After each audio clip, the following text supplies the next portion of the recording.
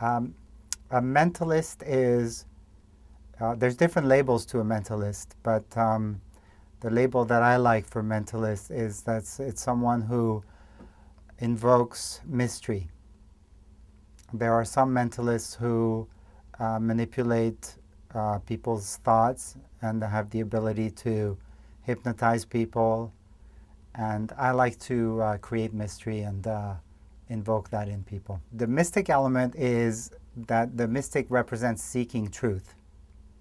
So I'm a seeker of truth, and I like to take people along with me through the entertainment to explore truth. A mentalist is someone who relies more on abilities of the mind, whether it be the reading other people, body language, psychology, influencing their thinking, or some people would say even psychic abilities and abilities to predict the future. Whereas a magician will use more props and sleight of hand. That's the distinction. I had a psychic experience early on when I was in high school, and I had a few different ones, but there was one in particular that really struck me. So that intrigued me, and I started to inquire and look at my experience and experiment with it. There was no training, but it's more you experiment with different ways of doing things, and you just see if it works. And most of the time it doesn't work, but then you just keep experimenting, and when it works, it often catches you by surprise, but then you reflect back and you go, okay, what was it that happened that it actually worked? There was a German mentalist named Ted Leslie who, in the early days when I was just starting out, I met him through my travels, and he told me something really interesting that intrigued me and that impacted me quite a bit. He said that 99% of your success as a mentalist has to do with your how you are rather than what you do. And I was more leaning towards doing incredible things, but that impacted me quite a bit. He's no longer alive, but he was really onto something there. Well, I think it brings the inner and the outer together, because I think when one starts in performance, you tend to relate to that you're putting something out. You know, that it's either a skill that you're putting out or a knowledge or an ability that you're putting out. But then you realize that actually what you're really putting out is yourself, and you're also putting out a skill in the performance. But it's a vehicle to put yourself out. And so I learned that early on, because when I started performing, I was actually performing on the streets in Tel Aviv. And so there, I had to put myself into it, because otherwise I wouldn't get much response. You know, if I was just putting out something. And my tendency has been to just play it safe and not to put myself out, but to put out something cool or fancy or impressive. And then I think what I've learned is that, you know, you have an opportunity to put yourself out, and since who we are has boundless depth, then you can always go deeper in putting out who you are, because there's always more. You know, it's not just it's not just two-dimensional. You're not just someone who enjoys messing with people's minds. There's more depth to it than that, and part of it is sometimes you just intuit that, and then you have to dig deeper to find out what that actually means.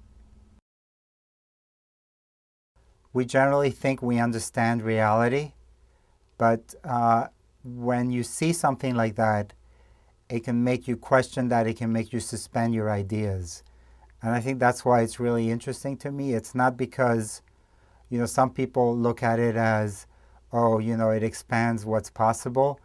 But it's more, to me, what's interesting is it gets people to suspend their ideas about reality and not to be so sure that we know. Because I think we often think that we already understand reality. We think that our worldview is more or less complete, that maybe there's some things that we don't know and some things that we don't understand, but more or less we've got a handle on reality. And I like to do what I do because it brings that into question, and that creates space for us to discover a lot more depth about who we are and why we're here. No, I never explain what I do, and that's unique to my style because I don't tell people whether what I do is real or not real. I like to leave them guessing, and that's part of what creates this sense of suspension of the ideas, because if I told them that it wasn't real, they'd have some ideas about it, and if I told them that it was real, they would just form some other ideas about it as well. And I like to keep people perfectly in the middle, where they're not sure, and it's much more interesting. I don't think they're over focused. I mean, I think we have certain belief systems but I find that people are remarkably open. I've performed for scientists, and I'm always doctors, and I'm always amazed at how open they are. I think it's not that we tend to be skeptical, is we've been given a very materialistic framework for existence, and we don't yet have a way, even when we experience something non-materialistic, whether it's psychic or spiritual, which are two different things. If we experience either of those, we don't necessarily have a conceptual framework or understanding to make meaning from it, and therefore it's easy to kind of dismiss it. But I don't think it's that people are necessarily overly skeptical. I'm always amazed at how open-minded people are. I think people are fascinated by the psychic dimension or the paranormal because it's a metaphor for what more might be possible. And I don't think it's inherently where the answer lies for us, that our possibilities for humanity lies in psychic abilities. But I think it's a metaphor for that other things are possible, that things are deeper than they appear on the surface, that there's a lot more. And that's why it's always so fascinating. That's why also in times of crises, people sometimes go back to there. It's an easy place to look for deeper meaning or higher possibilities or greater possibilities. And, it's not necessarily where we'll find it, but it's the first place, one of the first places to look. I don't feel that people are expressing more. I mean, when I perform, it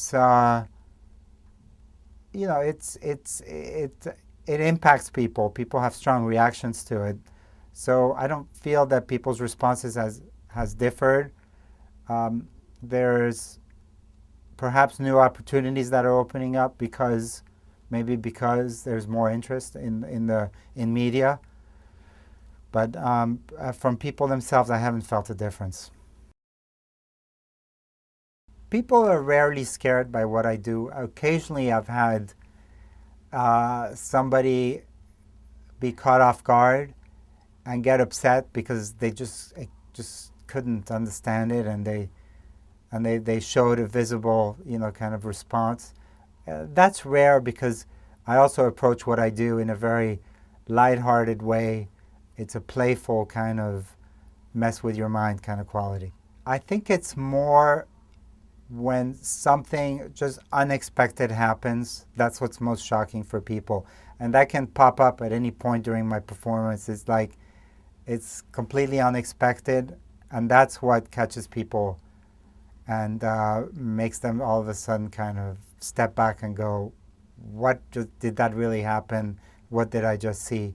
So it's more the unexpected component rather than the specific thing that I do. There was one time where I performed a miracle, but because it was kind of expected, it hardly had any impact. And then I remember a few seconds later doing something more simple and then realizing that it had a much bigger impact. And I was like,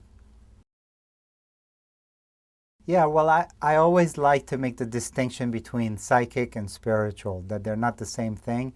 Because sometimes I get people who respond quite strongly and then they assume that it must be the expression of something higher or, or some expression of God or something like that. And of course, that's crazy. But I do it by making the distinction between the psychic realm and the spiritual realm, and because that's an important distinction, because we often assume if we experience something that's not normal to our experience, that there's something deeper or higher to it, and that's not necessarily the case.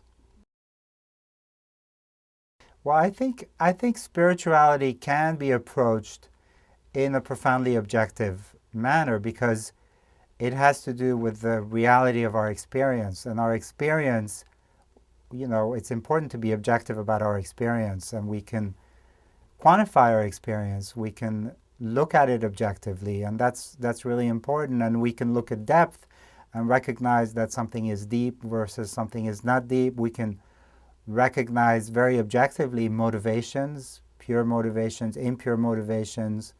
So I think we can be very objective. I mean, science has given us an incredible tool, and at the same time, we have to have the capacity to expand our consciousness. We have to have the capacity to let go and connect with something that we can't hold with our minds, but yet we could still be objective as to whether we're doing it or not. So there's still an element of profound rationality and reason. I think sometimes spiritually people think we should discard reason, and I think there's different sides to it because reason is really important, and our capacity to also let go is and transcend reason is also really important.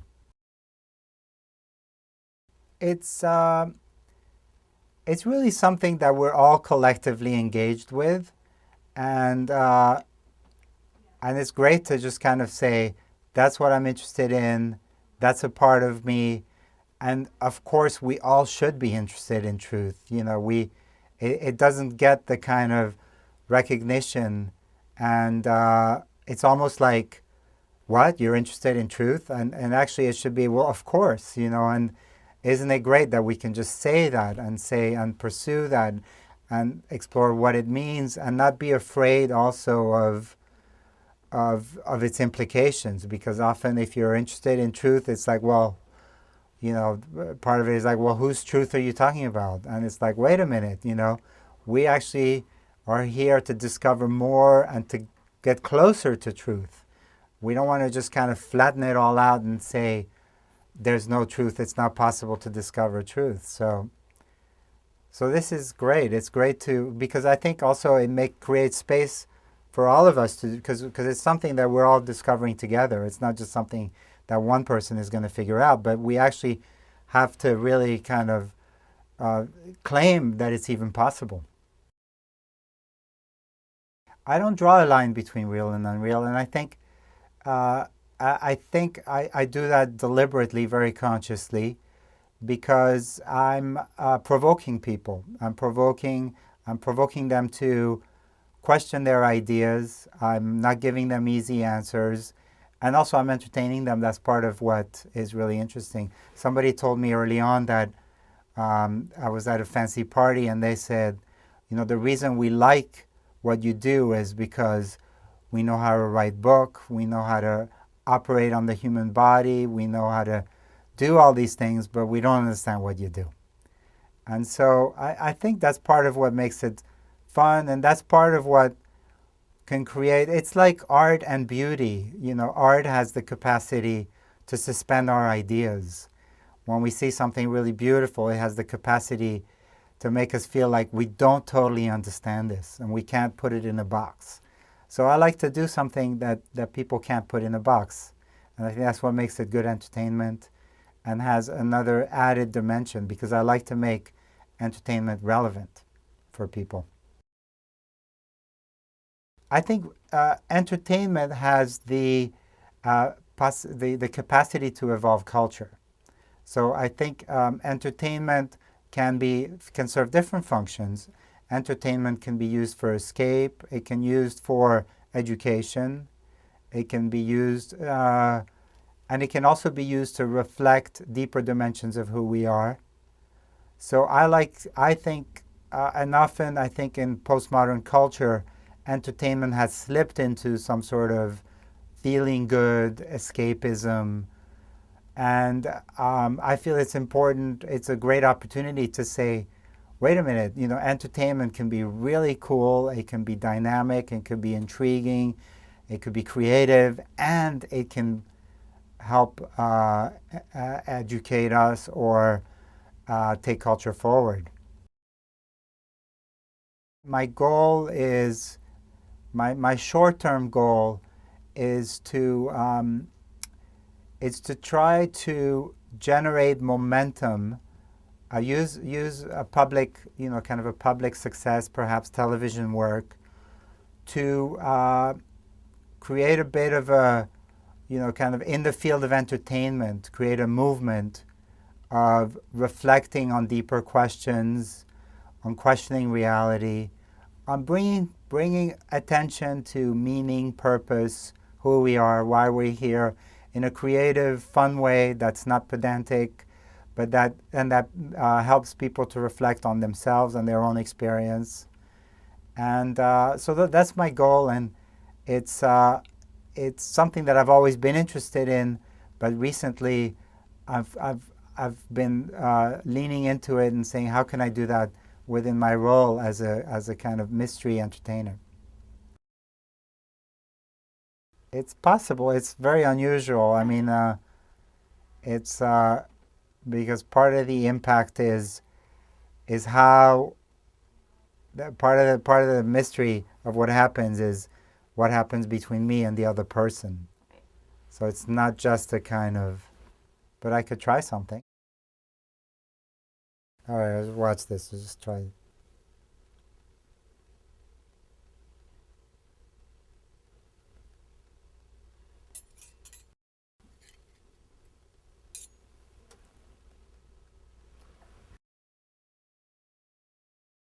Watch.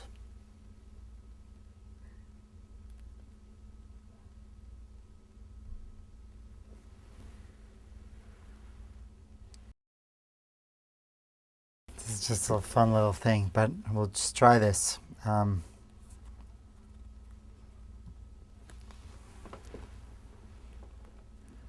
This is the Big Think business card. I want you to catch it.